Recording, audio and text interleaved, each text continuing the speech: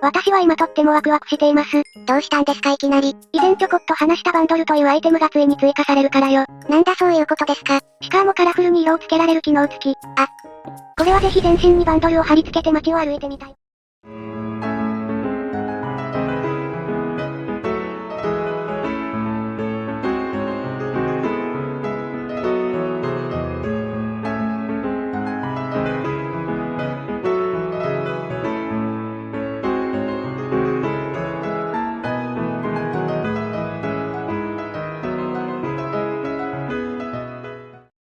どうも皆さんこんにちは。4K 画質になりました。それでは今回は楽しいマイクラをしましょう。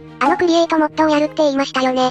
もちろん。でも私はそのモッドについて知らないんだけど大丈夫なの？今回はスペシャルなゲストを連れてきましたよ。なるほど、それは一体誰なんでしょうか。それではご紹介します。私のお友達である高根ちゃんです。別に友達になった覚えなんてないんだけど。そんなこと言うなんてひどいわ。嘘でも肯定してあげるのがお友達でしょ。もはや友達とは。まあそんなわけで、今回はこの人に教えてもらってね。私に任せなさい。本当に大丈夫なんでしょうか。こう見えて栄養は凄で、機械の知識も豊富なのよ。多分。そこで多分とか言っちゃダメでしょ。はいじゃああなたたちにはクリエイトができるようになってもらいます。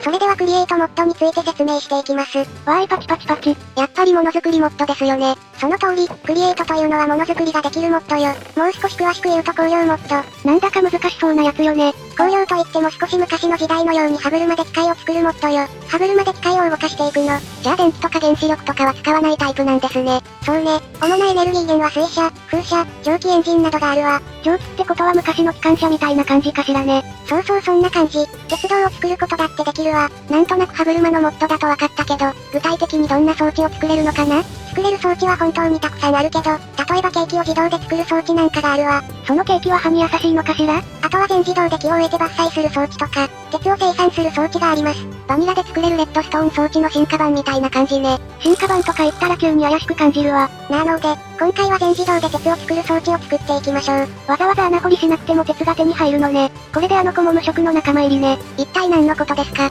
それじゃあ鉄生産装置について解説していくわ。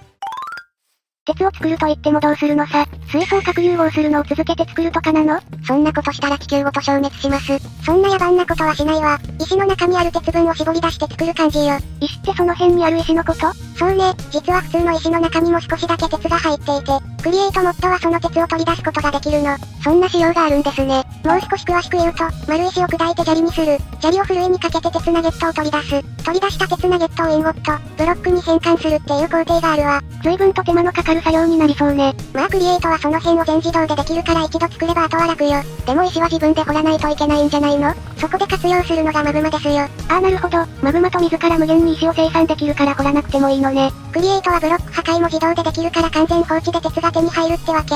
確かにそれはすごいマシンができそうね。ここまでざっくりとした工程を話したから次はもっと詳しくいくわ。それではまず丸石の作り方から。それくらい私でもわかるわ。最初に丸石を掘ってましたもんね。丸石はご存知の通りこうやってマグマと水から作れます。これはバニラの仕様だから作ったことがある人はみんな知ってるはずですね。そして問題はここから、どうやってこの丸石を自動で壊すのか。TNT で爆発させるのは？装置ごと吹っ飛びそうですよ。やっぱりドリルとかで破壊するんじゃないの？クリエイトならドリルで破壊することもできるわ。でもそれには結構時間がかかるの。じゃあやっぱり爆発が一番ね。そこで使うのがこのトロッコアセンブラというマシンよ。何この装置？アセンブラってことはプログラムか何か？これはブロックをトロッコに乗せることができる機械よ。なんだかいまいちわからないわ。使い方は簡単でこの装置にブロックを乗せてトロッコをセットするの。レッドストーンでスイッチを入れるとブロックがトロッコに乗るわ。こんな感じで乗るんですね。ちょっと不気味に見えるわ。この動作が重要なの。どういうことなの？これは今ブロックがトロッコに乗ることでインチキという扱いになったのよ。ブロックの見た目をしたトロッコになったからブロックではないのね。この現象をからくり化って言ったりするわ。これ動かせるブロックは1個だけなの？実は一度に複数のブロックを動かせるわ。例えばこうやってブロックを繋いでやると、全部まとめて動かすとかね。じゃあ動かしてみるわ。このままでは動かないけどね。1個しか動いてないです。そこで使うのが超粘着剤。これでブロックを繋げないとからくり化した時に分裂しちゃうの。これでくっつければいくらでも動かせるってことね。スイッチを入れたら全部動いてくれました。でもこれがブロック破壊とどう関係あるの？それはからくり化したブロックが元に戻るときに関係するわ。一体どんな関係なんだろう。それじゃあ次はこのからくり化したブロックと丸石製造機構を組み合わせてみましょう。なんか変な組み合わせですね。丸石ができる場所にからくり化するブロックがあるわ。この状態でスイッチを入れるのね。そうするとこんな感じ。からくり化したブロックに丸石が重なるように生成されるわ。このからくり化したところに溶岩が流れ込んでいますね。あ、よく見たら丸石が出来上がったわ。そうそう。からくり化したブロックは塩基判定になるからこの時点で丸石の製造に影響がなくなるの。なんだか不思議だけどこれがマイクラの世界なのね。そして次にスイッチを切ってみるわ。スイッチを切ったらからくりと丸石が重なってしまいませんか？それがこうなる。ブロックに戻るときにそこに違うブロックがあると破壊されてアイテムになるのよ。ほんとだ、ちゃんとアイテムになってる。こういう仕組みでブロック破壊するんですね。これでスイッチを動かすタイミングを制御できれば自動で作れるってことね。その通り。この辺りの制御もクリエイトなら簡単にできるわ。そして次は丸石を加工して鉄にするわ。そのために使うのがこの破砕ホイール。すごい強そうな見た目をしてるわ。ここにプレイヤーが挟まったら持ち物と一緒に粉々になるから気をつけてね。文字通り紙に返されるのね。そして動力をつなぐとこんな感じに動くわ。こうやってくるくる回るんですね。ここに丸石を入れると粉砕されて砂利に変化するわ。流れるように飲み込まれていくわね。外国にこんな動画あったよね。いろんなものを機械ですりつぶすだけの動画。しばらく経つとこうやって砂利が排出されるわ。砂利はいくつあるんでしょうか？ここで出てくる砂利は入れた丸石の数と同じ。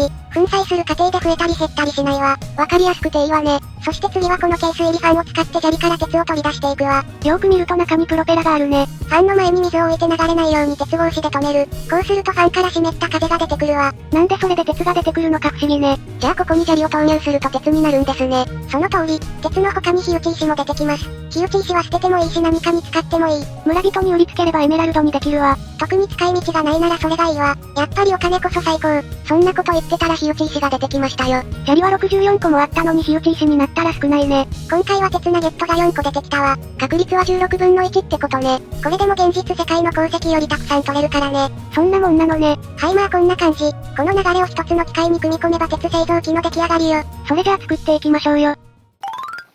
ということで実際に作ってみたのがこちら。いや全カットですか。ここまで揃えるのに思ったより時間がかかったから。実は材料集めとか全部私がやったのよ。それじゃこの装置の構造を見ていきますよ。今は丸石を作って壊してますね。ここが丸石生産を制御する回路部分。こうして見るとそんなに複雑そうには見えないわね。このコンパレーターみたいなやつもクリエイトのクリエイトで追加されるレッドストーンアイテム。これは信号を出力する時間を制御できるわ。これで丸石ができるタイミングでいい感じにトロッコに信号を送ってるってことね。こうして生み出された丸石はこの破砕ホイールで砕かれて砂利になるわ。これまた大きな粉砕機ですね。こんなに用意しなくても一箇所に集めればいいんじゃないの？アイテムが詰まらないようにするために加工のレーンは多めにしてるの。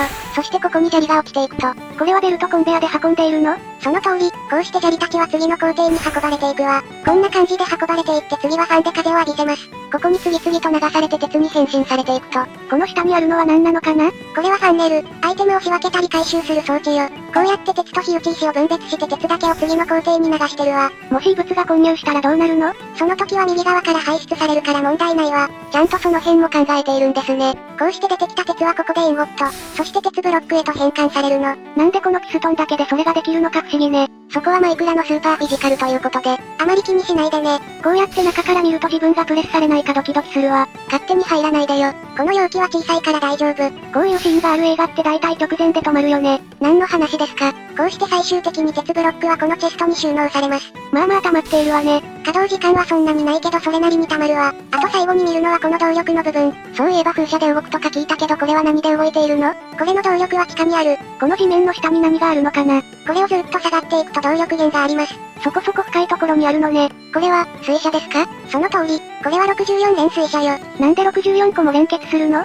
それはあの装置を最高速度で動かすため、水車が多ければ早く動かせるんですね。64個の水車のパワーによってあの装置は動いているのよ。にしてももっと浅いところでも良かった気がするけど、洞窟に干渉していますしね。でも洞窟はすでに湧き潰しされていたから大変じゃなかったよ。それは私が前に湧き潰ししたからよ。ということで今回はこの天才な私が装置を作りました。何しれっと手柄横取りしてるんですか？手柄の所有権まで横取りするなんて変な神様ね。ちょっとふざけただけよ。ってことでこの装置をちょっと放置したのでどのくらい鉄が溜まったのか見てみましょう。いざオープン。これはどのくらい放置したんですか？だいたい3時間くらいですね。なんか多いのか少ないのかわからない微妙なラインね。もっと丸石の生成数を増やせば量が増えるわ。でもまたこの装置作るの面倒よ。そんな時は寝ている間にでも動かせばいいんですよ。そういえば寝るのが得意な神様ね。私がお寝坊さんだとでも言いたいの？そんなことは言ってません。じゃあここはしばらく放置ですね。ということで私はこれから寝るのでさようなら。結局寝るじゃないですか。後でこっそり目覚まし時計の電池抜いておくわ。